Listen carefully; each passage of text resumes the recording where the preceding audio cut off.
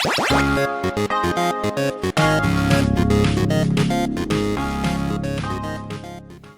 I'm feeling feisty today, so I'm going to switch it up and be the one to lead us off here and say hello, Little Rock, Arkansas. How are things in the South today? It's a beautiful quasi-spring day, even though we're still a little on the early side, although certainly not for broadcast purposes. Yeah. It's daylight savings time, so everybody's just ready to go now, I guess, or on edge or something. I don't know what this does to us, but all the above. Yeah. Yes, and I'm just learning that you are coming to us from the Paris of Appalachia. So what's it like in Pittsburgh today? It is downright Parisian, I guess. I don't know what that means, but it is a lovely day, and it is the point in spring where people have some very, very small amount of hope for the Pittsburgh Pirates that'll get dashed soon. And people on the street are excited about today's episode of the podcast. So I'm going to just jump right into the opening question, again, taking over your normal role in our highly choreographed opening segment, and asking the question, Dave, have you ever described two similarly appearing people as separated at birth? Indeed I have. And in fact, more times than I realize. And I had one in mind that I was going to tell you about, which is actually an inanimate object and an animal. And I'm going to hold it up and then we'll pop it on screen too. You won't get it right away, probably. It's a shark, and I can't see what the inanimate object is. It's hard to tell. That's Jaws. I can see it, but I can't quite. Yeah, I got that, but I can't quite make out what the other thing is. It is the Broad Museum in East Lansing, Michigan, built by Eli Broad, Michigan State grad and wealthy, recently passed billionaire in L.A. And I've been to the Broad Museum in L.A., but not the one in East Lansing. Yes, well, the one in East Lansing was done by the famous architect, Iraqi-British architect Zaha Hadid, and she's a great architect, but I don't think her crowning achievement was that thing in East Lansing, which looks like Jaws. That was the first thing I saw when they did a write-up of it in the New York Times. So there's mine. I've got a bunch more on the phone I've concocted over the years.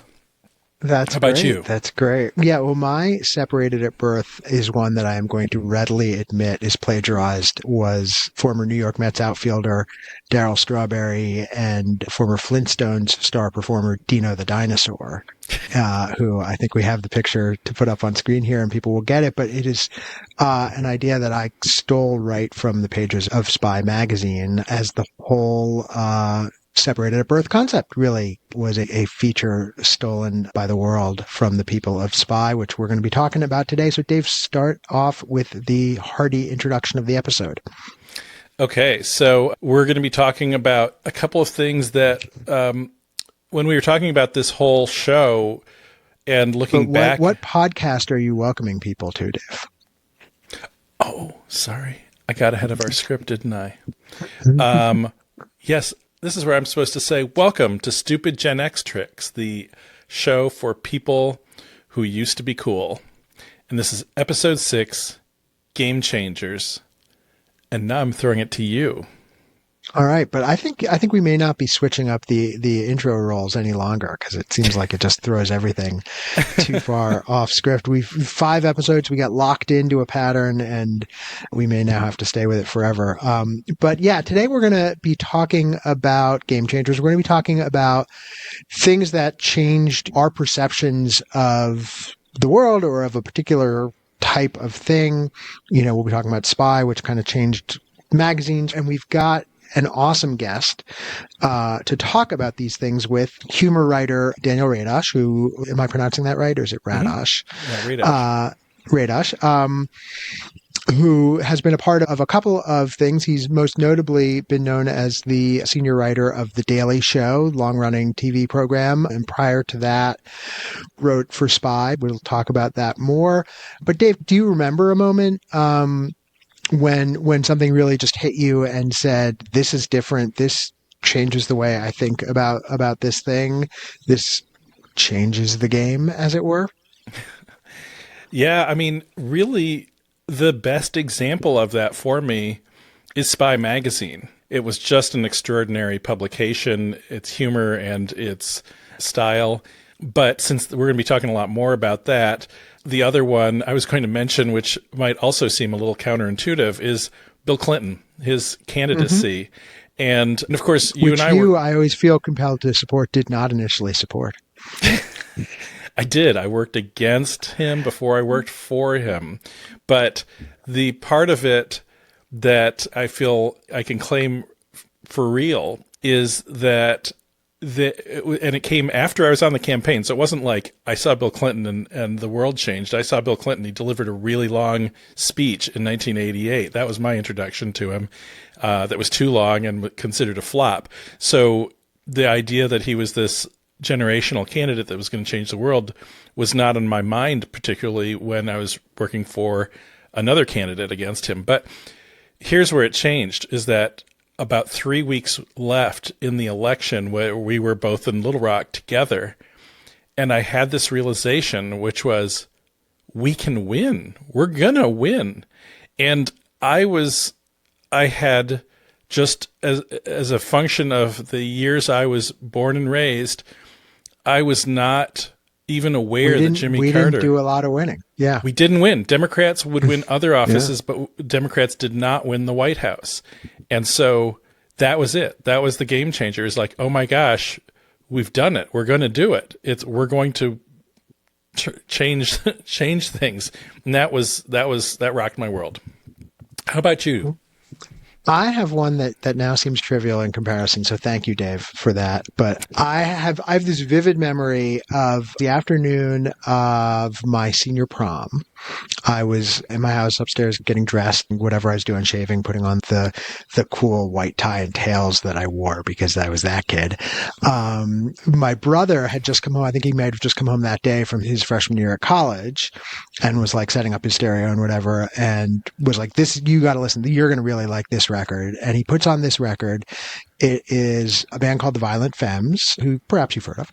And I just remember, that first, right? So like, the first phrase, right? And all of a sudden you just hear this acoustic guitar that's like, sounds like a guy sitting 2 feet in front of you playing the acoustic guitar. There's no filters, there's no nothing.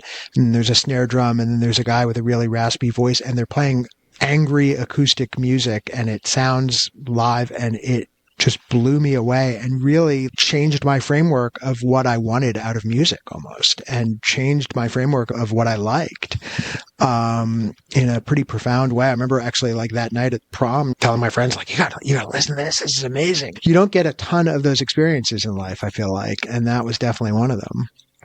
That's tremendous. And that remains a classic riff of American rock and roll, I would say, or punk, no or whatever. Well, and now it shows up like they play it in ballparks and stuff, which is just weird. But yes, the outsiders become the insiders. That's always a curious transition. Yeah.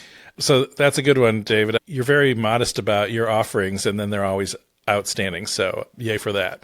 So just want to remind all of our millions of listeners, or something leading towards that, to like and subscribe and share. These are the early days where we sweatily check things and think, oh, we need some more. So we need your help. We really do. And I think this is another really exciting and awesome episode with a great guest. And at this point, this is our 6th, so we're hopefully rounding into form a little bit. Hopefully, but we'll let people be the judge of that. And if you enjoy what we're doing, do the liking, do the subscribing, tell your friends. Skywriting. It will earn you a place in heaven. Smoke signals. Should we do some smoke signals? Anything you got. Cats dragging signs. Yeah. Make a cat video about us. Whatever. We'll take it. Okay. That could work. We will. Yeah. Okay. We will be right back with our celebrity guest, Daniel Radosh. Well, welcome back. We now have our celebrity guest. We're very impressed with ourselves, we should say, to have Daniel Radosh, really pushing senior the writer. definition of celebrity here. You do have an Emmy behind you, and I have a Mad Magazine cover behind me, so people can compare. I've already thrown you off, and you haven't even finished the introduction.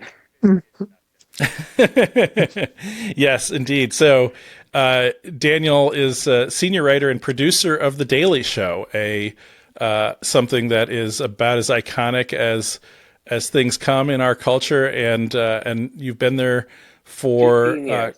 a number of years, 15 years. So you've seen your share of hosts, and the continuity there may be very much a part you in some really important ways. So to give a little context for our listeners and viewers, Daniel has a long history in the world of humor, and not always on air. Also online, he had an award-winning blog in the aughts, and he had a zero award-winning secret publication at our college, Oberlin, called Below the Belt, which is still one of my all-time favorite things that we may talk about, and writes for the New Yorker and lots of other publications, and wrote a great book called Rapture Ready: Adventures in the Parallel Universe of Christian Pop Culture back in 2008, when that was not a thing people were so keyed on. And so, yeah, we're thrilled to have you, Daniel. And the opening question is this: because our theme today is game changers and things that kind of rocked our world when we saw them, and for both David and I, one of those things was Spy Magazine, which we want to hear about, and that was maybe your very first or one of your earliest stops in this world of comedy and humor. So you've had what a lot of people would describe as a dream career. So maybe tell us how this all happens. But certainly a very Gen X career when I look back on it, because yeah, so I was writing from when I was a little kid, and like you said, I wrote in college. We don't have to talk too much about that. I think it's one of those things that is probably more you remember more fondly than it actually was. But yeah, I was doing humor and satire, and I graduated, and I just, back in the day, you would just like literally, write letters to people and say, "Can I work at your at your company?" Yeah. So I got into the magazine business. I started writing for Spy, and that was kind of the time when magazine writing was like the most glamorous thing that you could do in pop culture, not in reality. I want to be clear. It was not especially glamorous actual job, but it was the era when like every movie where they wanted the protagonist to have some sort of cool job, they would work in magazines. And then after Spy, I went and wrote a column for an alternative weekly, which again was a thing that was the kind of cool place to write. I wrote for New York Press, which was a rival to the Village Voice back when a city like New York could support more than one alt weekly, and that was pretty cool. And I was in that print industry right until it started crashing, which is also kind of an iconic experience, I think, in the culture when, the magazines became unsustainable. But actually, I did kind of get in on the early wave of internet humor too, kind of the first comedy humor websites I contributed to. I helped start a site called Modern Humorist, which most people won't remember. A lot of very funny people worked there who went on to other places you know. And then I wrote for places like Suck, which is a website that people might remember, which was sort of like proto Gawker. Although it was really like, I think that's the generational divide in internet humor, right? Suck was Gen X and Gawker was very millennial. But then that all started crashing, and somebody that I knew from that Modern Humorist website had already gone to work at The Daily Show, and he asked if I wanted to apply to work there. And I was like, yeah, hell yeah, I'll work for Jon Stewart. Are you kidding me? So that's kind of the short version. So yeah. I was just going to go off script for a second, and if you could expand a little bit on this idea that Suck was Gen X and Gawker was millennial. Can you define the humorous difference, or the difference in the humor there, the difference in the approach? Well, I think that, obviously there's some overlap, as there are with generations. Suck was more kind of concerned with a coherent form, I think. It had, they both have very distinct sensibilities. Suck was a little bit more writerly in the magazine style, but it had a kind of ironic detachment that is, I think, quintessentially Gen Right. X, whereas Gawker had more of an unironic earnestness in a way. I mean, it was still very snarky, of course, but I think it was snarky with a kind of intention behind it that was different. I I'm mean, it was almost totally nihilist, bullshitting. right? It was almost like just no, but it's working. It's good. No, I don't think Gawker is nihilist at That's, all. I mean, I think it's kind of the opposite. Um, I don't know. I do remember Nick Denton, who ran Gawker, said that his rules for whether people should publish something was simply, is it true and is it interesting?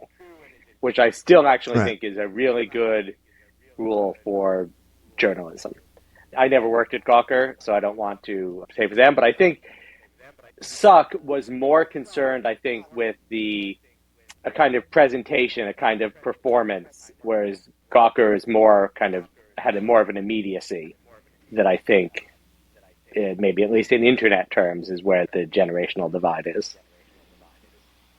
Mm-hmm. Daniel, let me jump back a little bit. The three of us all know why Spy was different, but the listeners may not. Can you talk about that? Spy, which it's interesting. I mean, I don't know how much we want to harp on these generational things, but it is interesting because I do think it had a fairly Gen X sensibility, although it was started and run by boomers.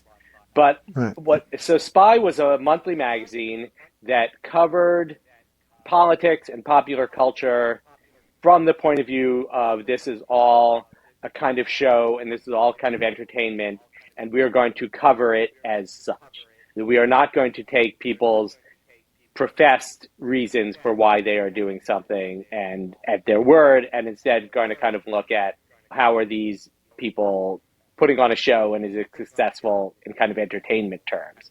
And again, it's that sort of level of irony that we are almost everything that we did was in air quotes, including there was a big Spy magazine cover that was about how everything is ironic now, and it was kind of breaking that down. Spy was an example of that. It was this era where, I'm not quite answering your question here because in terms of like form and function, Spy was changed everything. And magazine publishing was Right. completely different before and after Spy. Spy was colorful. It was busy. It had all of these sidebars. Every article had a million different sub-articles, which was very much not a thing before Spy came along. The illustrations were all marginalia. It was very inspired by Mad Magazine, where you would have little drawings everywhere. And Spy would have these little kind of mini charts and photos and things just all over the page. From a design perspective, it's probably the more influential than anything. Every magazine imitated Spy after that. But also from writing, an editorial sensibility, everybody became more chatty, more snarky, more irreverent. And, that also carried on to places like Suck and then eventually Gawker. I mean, that all comes from Spy, I think. Although, of course, there were things before Spy that the editors were getting that from. But it really had, I mean, it was hilarious, right? It had a lot of truth in it always. And it had, to me, the thing that was amazing Donald about Trump it. was everywhere. Donald Trump was everywhere. The short-fingered vulgarian. And I guess it started coming out, or I started reading it anyway when I was in college. Everything came from this very specific point of view of a sophisticated New Yorker who saw through everybody's bullshit and cared, but also thought that it was just a joke. And like, it was the person that I wanted to be. Like, that voice was my aspiration in life. Yeah, same. And I don't think either of us was remotely alone in that. I really think it spoke to a certain kind of person in our generation, just intently. How aware were you when you're in the inside of that, like that's going on and that they're imitating that? Certainly you had to be aware that everybody's imitating the layout and the graphics and the features and everything.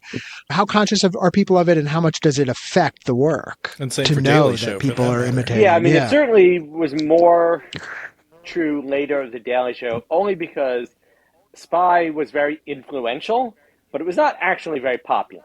I mean, it never really did well in the terms that magazine publishers want a magazine to do well, right? It never, I shouldn't say never, because there were some reasons why it didn't make money that had to do with advertisers. You know, one of the things about being the only publication that is willing to piss off rich and powerful people is that those people are rich and powerful, and there are consequences for that. So growth of Spy was limited in a way that its influence was not. So I think the reason that I didn't experience that from the inside is that every day I would be making phone calls saying I'm calling from Spy Magazine, and then I would have to explain what Spy Magazine was. So there was never a sense Right. of like, we are the red hot center of the universe. Although in certain circles, yeah, I was aware that it was like people, it had a real cult following. I would definitely say that.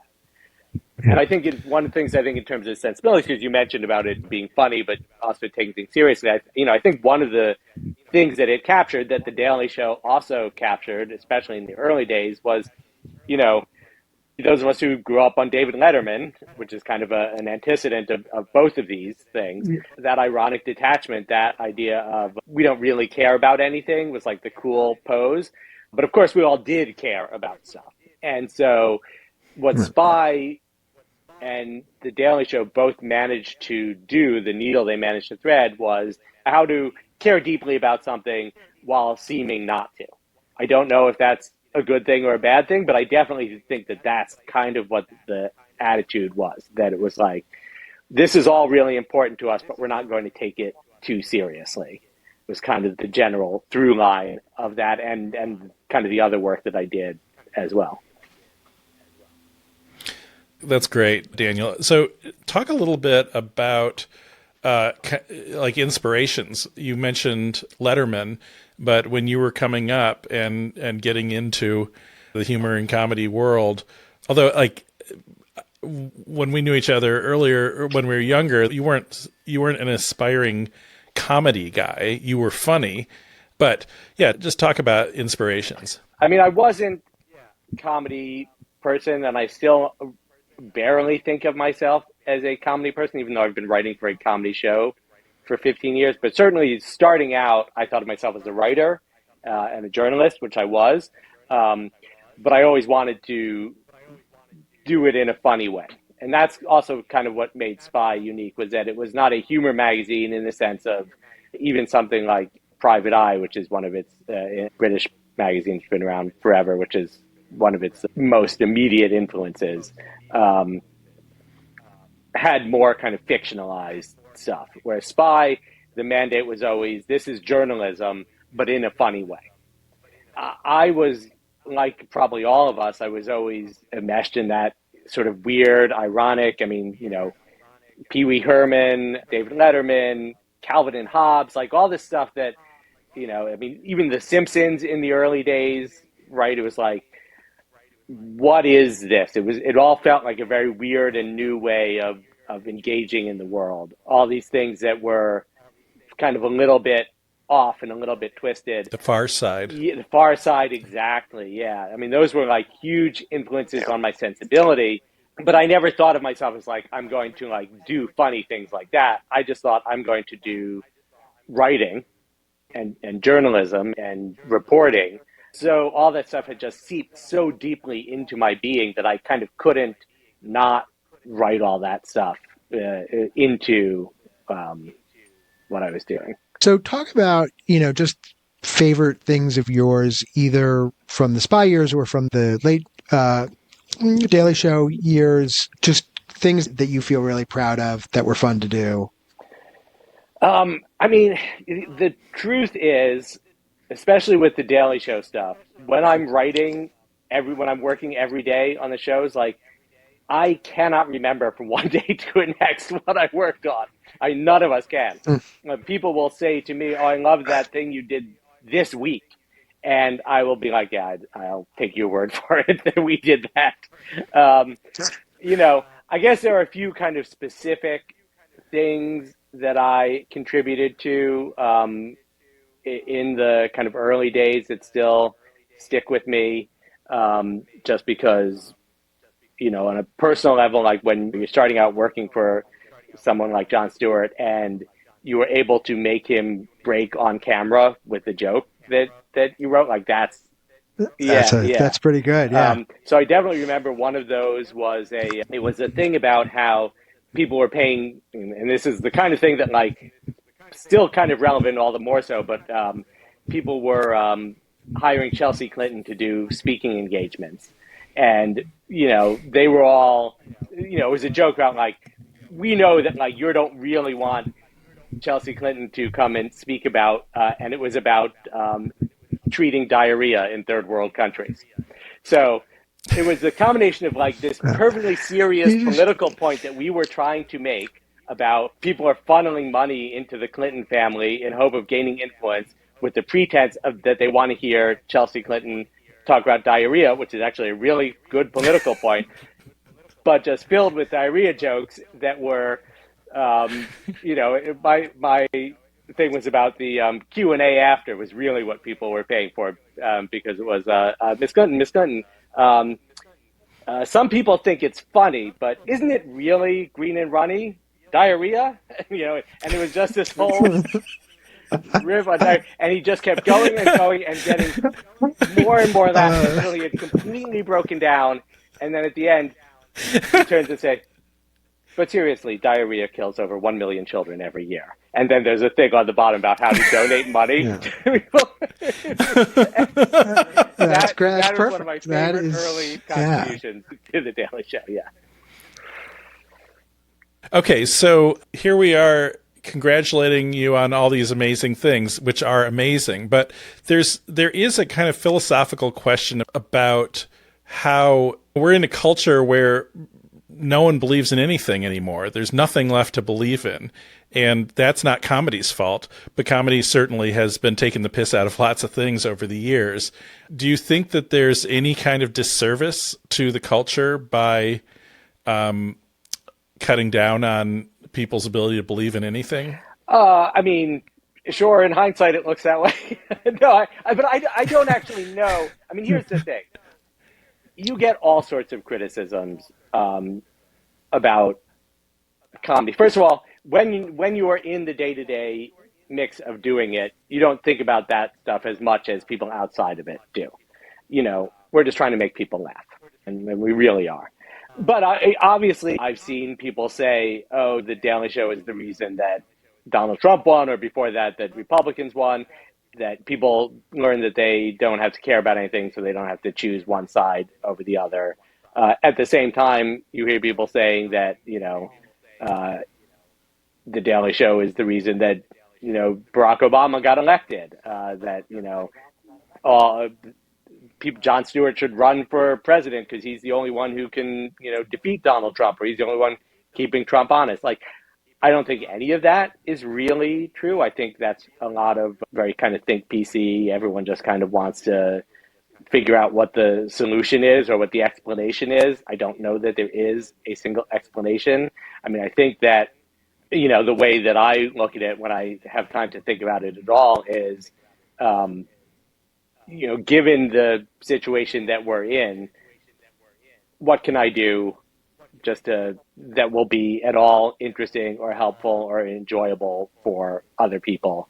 And if people don't find it interesting or enjoyable or helpful, they don't have to watch. They can consume something else. Because I just don't think that it has all that much impact one way or another. It's really just something that people can have in their lives that they enjoy, as opposed to the force that is guiding the world that they're living in. Mm-hmm. So to stay with being all think PC for a minute, Dave shared the story on you from the Oberlin Alumni magazine. You had this quote in there that I loved, that it was a perfect breeding ground for a satirist because you had a lot of people with great senses of humor and a lot of people with no sense of humor whatsoever. And it seems like, there is a perception, and I think actually an extremely correct perception in many instances, that the left is kind of humorless and that we're a bunch of, scolds who, I mean, I was actually tempted when you were doing the diarrhea thing to say like, but it's actually a serious problem. Exactly. And, Which is, I knew people would say that, and that's why I knew that last joke was going to work so well. Right. But like, what do you think? I mean, what do you think is the value in humor and the value and why it does seem to really turn people off when liberals tell people not to laugh at things that they find funny? Yeah, I mean, I think there's a certain impulse, and I'm not actually sure that it is. I think liberals have that reputation, and certainly at Oberlin, that's who it was because that's who goes to Oberlin. But there are a lot of conservative scolds with no sense of humor as well. I mean, there is a reason that they called it the moral majority back in the old days, right? It was like it's not necessarily as one-sided as it's sometimes portrayed. I think that there's this thing that happens where most of the media, most of the people who work in media, I should say, are liberals, or most of the people that they know are liberals. So most of the people they know who are annoying and don't have a sense of humor are also liberals. And so that's who they fixate on. And that's how that gets a reputation. I think if you are a person with a good sense of humor in conservative circles, you will find a lot, and certainly I know this from in evangelical Christian circles. It's certainly true. The people there who have a really good sense of humor get equally annoyed and roll their eyes at their cohort who says, "But actually, those people are going to hell." It's like, so it happens everywhere. But yeah, I do think that there's an unfortunate tendency. I don't know if it's unfortunate. There's certainly a tendency for people who think, if I want to have any impact, if I want to actually change this thing that is bad in the world and take it seriously, I have to always be communicating that I am taking it seriously. And that there's a sense that if you're laughing about it or making a joke about it, that people would think you're not taking it seriously, or that other people who laugh and joke about it are not taking it seriously. And so you want to tell them, but no, it's not funny. And I think what Spy and The Daily Show, and honestly, I think most of the culture understands, is that those things are not mutually exclusive. I mean, it's the old, somewhat apocryphal Emma Goldman quote about, if I can't dance to it, it's not my revolution. Mm-hmm. And Spy and The Daily Show are very much about dancing to the revolution. It's funny that the quote about that you brought up, the thing I said about Oberlin, about it being a good breeding ground for satire, I think was also true of the early days of Twitter. I mean, if you think about all of the funny people who came out of old Twitter, one of the advantages they had was not just a community of other very funny people, but a community of people who did not get jokes at all. And boy, when you have that to play off of, the humor really pops. And I think that's, I mean, because the funniest things that people ever do on social media are the things where you get these long, angry responses from people who completely missed the joke, and you just get to play with now, that of course, for a while. It's become less fun now because it's because at some point there's a tipping point where it becomes less fun and more annoying or dispiriting, which is why most of us or many of us have left Twitter at this point. But yeah, it's similar idea. Yeah. There was those who, by the way, have not left Twitter should follow Stupid Gen X Tricks on that platform for information about our latest episodes and hijinks. Join the rest of us humorless scolds. We haven't yet. We actually need to. Yeah.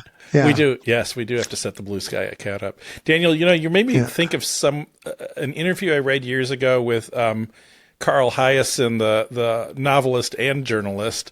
I believe he was on 60 Minutes at one point, and he's written some great stuff. I think the most pop culture relevant thing right now is Bad Monkey. I think it was a kind of a hit on the new TV show, right? Yeah, Apple Plus. It was great. I read the book. With Vince Vaughn. Yeah. But he talked about how, and this was more in his journalist role. He said did write, probably still writes for the Miami Herald, and he was talking about how his feeling was that journalists who write, like politicians, are used to earnest coverage of them that's like shaking fingers and saying, "Oh no, you're bad, you did wrong," and they're totally ready for that. But what they're not ready for is to be made fun of, to feel like that their friends might be chuckling at them behind their back at a party. That they lose their mind over, and that is what he felt caused change, was more likely to cause a change. And this was in terms of what he was writing about in the paper.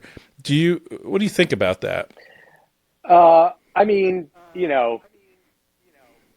this goes back to a old quote that I believe is a story that comes from Peter Cook of Peter Cook and Dudley Moore, great British comedy duo, and Jon Stewart quotes this all the time too. That he used to say, somebody told him that the most important satire ever was the people who were making fun of Adolf Hitler, or the people working in the clubs in Weimar, Germany in the 1930s. To which he responded, "Yeah, they sure showed Hitler, didn't they?" Because I think the problem is that, like, does it actually have that much? Like, I think actually just being a bully it can overcome being made fun of. Although there was, right. I mean, and the last thing I want to do on this podcast, and we may decide to edit this out, is relitigate the last presidential campaign. But something I keep pointing out to people is that the time when the Harris campaign got the most traction in that campaign was when they stopped that was a good week, talking about Donald Trump as an existential threat and started making fun of him as a weirdo, right? Boy, and then was a week where they really stopped because people were like, "Oh, we shouldn't be calling him weird." Yeah. I mean, we'll never and then they know, just stopped. will we? We'll never know. Yeah, right. It sure seemed to me like maybe it wasn't working. It sure seemed to me like that was a good approach. But look, like you said, we can't relitigate it because none of us really know the answer. I mean, I will say it is, just since this is podcast with Gen X in its name, it's worth noting that although we are all talking about this kind of approach of like a left-wing Gen X style humor, our generation is more Trumpy than any others by a long shot. I mean, we are more conservative than baby boomers or millennials or certainly Gen Z. So, whatever it is that we thought we were doing with Spy and The Daily Show and all of that kind of stuff, a lot of it didn't necessarily work. A lot of us also liked Duran Duran back in the day, so there's no accounting for taste. Just Duran generation. Come on, man. Yeah. Oh, jeez. All right. Yeah, I can't with you guys. The way that they brought that Nile Rodgers disco beat into synth pop was revolutionary. All right. You guys have your fun. But you can trash Roxy music too. I actually kind of like Roxy music, but bringing it back to the Game Changers thing for a minute, really a question for all three of us, because I don't have a good answer in mind, so I'm hoping one of you guys will. But is it possible, we're now all guys in our 50s, I've got a literal gray beard, like we're not kids. Can we still have that experience of reading or seeing or hearing something brand new and having that eye-opening kind of like, wow, I'm going to think about things differently from now on kind of experience? Or is that just gone for us now? No, I don't think that ever goes. I mean, I guess it's a question of, maybe there's a distinction between getting that from something new in the culture versus something old that you have found. I think it is fairly common for people once they hit our age to start reading older books, all those kind of classic novels that you have maybe never read before. I read a novel by Iris Murdoch for the first time that was like, oh, this is I have never looked at the world this way. This is incredible. So I think that is probably more the experience than people have than something new comes out and reaches you in the same way. But I certainly think it's possible. I mean, yeah. Dave? I love Daniel. I was expecting a different answer from you. I love that. It's much more optimistic. As I was hearing you, David, I was thinking, yeah, it's hard to be surprised now, and also I feel. I don't know if either of you ever saw that video that went a little bit viral like 10 or 12 years ago called Everything is a Remix, where this guy had done this thing and about how everything you think is new and unique was actually a remix of something earlier. I feel like I've got a more of a sense of where things come from. So even when there's something that feels pretty new, you can at this age, you know where the roots are. The way like Spy was completely new to me, but actually it had these roots that you're talking about, Daniel. But I didn't know that. So I don't. It feels. I guess for me, it's harder to have a aha moment of something. Maybe music, but I haven't really had much music that hit me that way in a long time. But there's the joy of discovery never goes away. It's just a question of, can you find it? Yeah, you guys are giving me hope, because I went into this thinking my mindset of it was, because I do like when you hear something that you haven't heard before now, or read something or whatever, the first instinct for me, and I get this from a lot of other people too, is to like, okay, what does this remind me of, right? Like, what was this where does this come from? And you get a certain depth of enjoyment from that, but you lose, I fear, a little bit of the ability to just be wowed by something. But you guys are giving me hope, because I would hate to think that in whatever limited time I have left that I won't ever get that joy again. But Yeah, no, it's funny because I stupid think Gen X tricks has brought me hope. in terms of, you mentioned music, it's funny. There are like two things that I think will happen with me is sometimes I will hear something that, and again, like you say, nothing, now once you have a certain amount of experience, nothing is truly new. But sometimes I will hear something where it's like, oh, this is, the first time I heard like 100 Gecs. I hate that band. That does nothing for me. Like I find it so annoying to listen to. But I recognize that it is breaking open the form in really interesting ways, and I'm really glad that it's like, oh, people are able to, find something like this. On the flip side of that, I vividly remember 5 years ago hearing Taylor Swift's Folklore for the first time. And, I'd always kind of liked Taylor Swift music, but, I grew up on Bob Dylan and Joni Mitchell. And that was a moment where I felt like, oh, this is an album that I think is going to enter that pantheon for me on that level. It is like I can listen to that still 5 years later endlessly and be completely enthralled by it every time. And that's a much more traditional kind of album, although it is also a very contemporary sound as well. So, yeah, there is soap out there. All right. Good. Well, I think that might be a good moment to say thank you, Daniel, really, for joining us.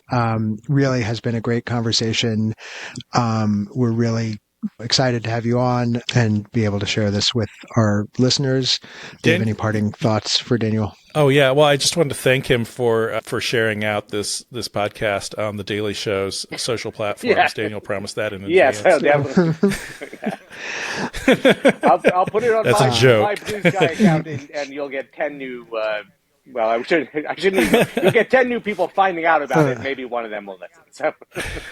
It's been my pleasure. That would be a hell of a ratio. I'd be very happy with that. Thank you. Thanks so much, Daniel. Okay, bye guys. Excellent. Oh, that was great. All right, that was great. So we're back with a little bit more stupid Gen X tricks. That was a great conversation. And I mean, I think the key phrase for me that he used is ironic detachment, right? And that is sort of the pose that we've all spent most of our time for the last 40 years embracing and absorbing. Is it just but is it a pose, or like, I feel like it's baked. I can't get rid of it. It's baked. You can't get rid of it. And to some extent, I would like to get rid of it, to be honest, because I think, earnestness being a little needs bit to more, make a comeback. I think earnestness needs to make a little bit of a comeback in this day and age. But ironic detachment is both more fun and easier in many ways. Yeah. Cynicism is a cheap shortcut, isn't it? It is. All right. Speaking of which, it's wormhole time. Yes. Really? Wormholes? No. Wormholes are in fact hopeful things, I think. Not always, but. All right. You won't say that anymore after you hear mine. But just to remind the audience, the Wormholes segment is our little end of the podcast thing where each of us shares in prime middle-aged dad mode some interesting thing that we have learned about this week that we want to share with people, even if they're not interested in hearing it. And who did we designate to go first? Me. I'm first. Okay, go for it.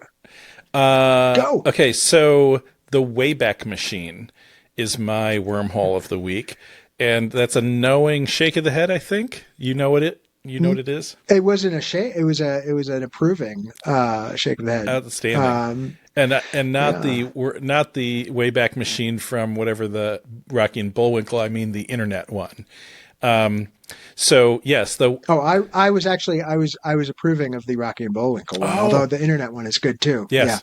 Yeah. Okay. So I should have quit while I was ahead. Well, the Wayback Machine was a thing that appeared on Rocky and Bullwinkle, but also it is a internet archive begun by two guys in the mid 90s, Brewster Kahle, I think is his name, and Bruce Gilliatt. So kind of like us, they both have sort of the same name. And it is an archive of every single website that ever existed, as best as this thing can do. And for those who have not come across it, if you've got a site that you're wondering about what it was like 2 weeks ago, 2 years ago, 20 years ago, you can go to the Wayback Machine and look it up. And there's like a calendar, and you can pick a date, and then you can see what was on NBC News on June 1st, 2006. Or in my case, I went back to see if I could find the blog that I started at mtv.com in 1995 as part of the Choose or Lose bus when the word blog hadn't been invented yet, but that's what I was doing. And in fact, I was able to find my road reports, as they were called. That's excellent. And even some of the pictures survived. Will those be going in the show notes? Just, yes, in the same spot all our previous show notes have featured these details that we talk about. Yes, It will be right there. Yeah. But yeah, it's amazing. And as of 2024, the Wayback Machine has archived over 866 billion URLs. And Brewster Kahle is now in the Internet Hall of Fame. And if you want to go back and read my old blog, which nobody will go back and read, or you want to read the day that Clippy had his demise at MSN. Microsoft, yes, from 2001, or Kim.com getting arrested and streaming his own arrest in real time. All those things are there on the Wayback Machine. It's awesome. It is super cool. I have to say, I've heard of it before, but I've never really explored it. It's like a library of the internet. And is it all like, do they just have a huge server farm somewhere that they're storing this all on? Like, how does it actually work? Yeah, basically that. And I think UC Berkeley gets the shout out for housing it, but there's probably some other entities. Right. Yeah. And shout out to our old coworker, Esther, who works there in the government relations department. Go Esther. There you go. I'm a big fan. So my wormhole for the week is actually a discussion of a failed wormhole. I hate to report. You didn't listen to my Kifness videos? I did actually listen to your Kifness videos, but you've already claimed them, so I can't really do anything with that. And as I mentioned to you the other day, my wife and I actually went to the symphony Saturday night for the first time in 80 gazillion years, which was great. That makes you really like a glad that we did it pre-boomer, and I enjoyed think, it. doesn't it? Going to the symphony. We were probably the youngest people there, yes. But actually, that's not true. There were a decent number of younger people there. The greatest generation, really. And I told you that I was hoping to dig a wormhole out of that experience. And so I was listening to the concert, looking for like what stands out to me most in this. And it was the woodblock. There was some great woodblock work in the first two movements of the Prokofiev Fifth Symphony. I never thought that really, that sentence, the great woodblock work in the first movement, I did not know that was a sentence that would get uttered on our pod here.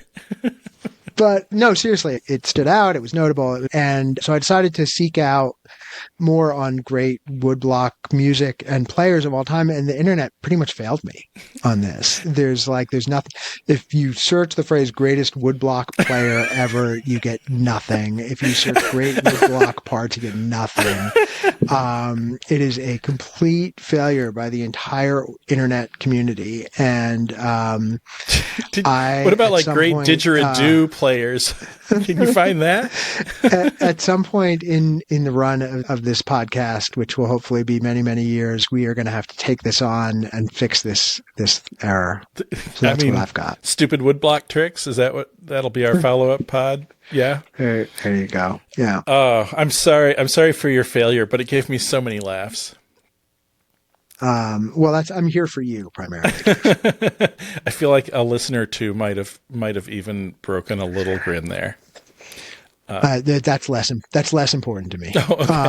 And that about does it. Yeah, we have to talk about our next episode, again, right?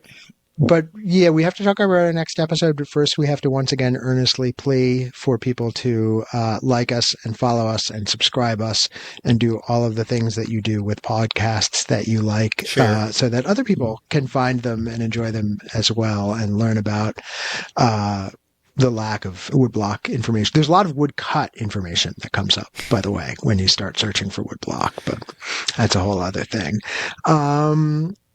All right. And it's up to you to talk about our next episode. Yes. Well, we will be having on Richard Gurman, who was an amazing contributor to the culture we grew up in, continues to be a producer and writer, and the topic that made us reach out to him that David found was his creation of the show Married with Children and the book he's written about it. But there's so many other shows he was also part of, from All in the Family to Mork and Mindy to the Bad News Bears TV show. I mean, which I didn't even Happy know Days. Existed. Yeah. I mean, this guy had his fingers on Doesn't get everything. more Gen X than that. Yes. So I guess that probably makes him a boomer if he was old enough to be doing these things, but that's a boomer who made Gen X a beautiful place for us. So can't wait to hear about it. There you go.